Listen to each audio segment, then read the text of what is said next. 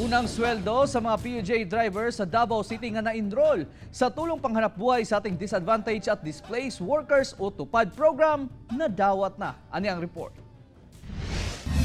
Sa pagpalista pa lang, gisigurong matuman gayud ang social distancing. Sobrado pa ang gintang sa matag driver. Sa sulod sa Almendras Gym o Davao City Recreation Center, 160 katao lang ang gipalingkod sa mga bleachers ug ang mga tellers nga muhatag sa kwarta, todo ang proteksyon. Actually, this is the first payout for our PUJ drivers. No, we identified close to 3,000 who are enrolled under TUPAD program. So karon na sila diri karon, this is the first salary nga ilang madawat from March 25 to 31. Unang hugna pa lang kini sa payout alang sa bulan sa Marso nilang trabaho, diin 1,980 pesos ang madawat sa matag driver.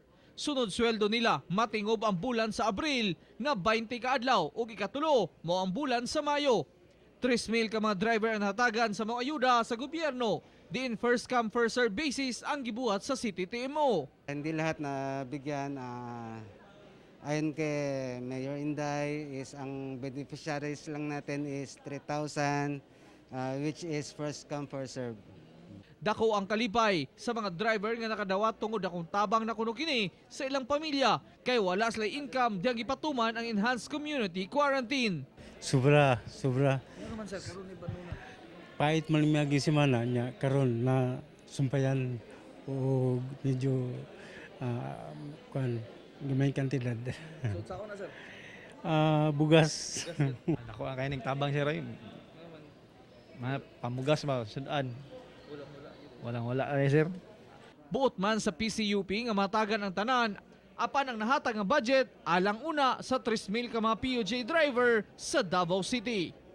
In as much as we want to accommodate all the public transport sector, but we only have very limited resources in terms of funds.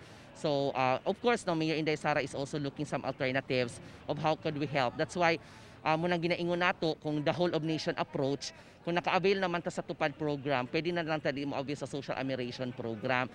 Kauban si Wilcher Awing sa kamera. Ako, si Real Soroche para sa One Mindanao.